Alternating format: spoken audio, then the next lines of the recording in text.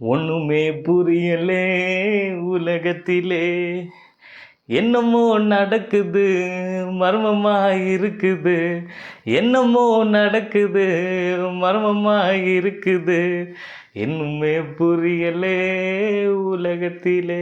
இந்த பாட்டுக்கும் மத்திய கிழக்கில் இப்போ நடக்கிற போருக்கும் நிறைய சம்பந்தம் இருக்கு. ஏனண்டா இப்போ இந்த வீடியோவை ஃபுல்லாக பார்த்துட்டு போகக்குள்ள உங்களுக்கே விளங்கும். ஸோ ஸ்கிப் பண்ணாமல் முழுசா பாருங்க.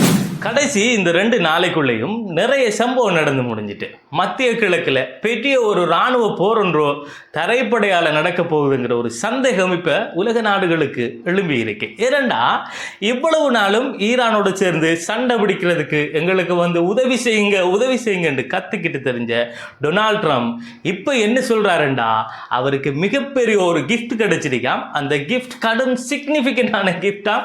அந்த கிஃப்ட் என்னண்டு இது வரைக்குமே அதை பற்றி யாருக்கிட்டையும் இவர் சொல்லல. ஆனால் அது என்ன கிஃப்ட் இப்போ நாம பார்ப்போம்.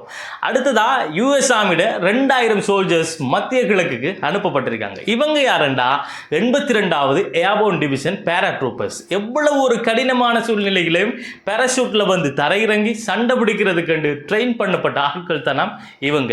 ஏற்கனவே நிரந்தரமான 50,000 யுஎஸ் ஆர்மி சோல்ஜர்ஸ் மத்திய கிழக்கில் வேலை செஞ்சுட்டு தான் இருக்காங்க. அதுக்கு இடையில 2-3 நாளைக்கு முதல் 5000 சோல்ஜர்ஸ் அனுப்பப்பட்டிருப்பதாக ஒரு சில தகவல்கள் வெளிவந்திருந்துச்சு. இப்ப மத்திய கிழக்கில் அப்படி என்ன நடக்க போகுது? ட்ரம்ப் என்ன சொல்றாருண்டா, ஈரானுக்கும் அமெரிக்காவுக்கும் இடையில போர் நிறுத்தம் தொடர்பான ஒப்பந்தம் போய்கிட்டு இருக்கு, அது சம்பந்தமா நாங்க பேசிக்கிட்டு இருக்கோம் என்று சொல்லிக்கிட்டு இருக்கக்குள்ளேயே இவ்வளவு படைகளையும் அந்த பக்கம் இவர் திரட்டுவதற்கான காரணம் என்ன? இப்படி எல்லாம் செல்றதால ட்ரம்ப் என்ன உளறிக்கிட்டு இருக்காரு நாம கேட்டோம்டா, அவரு உளறல.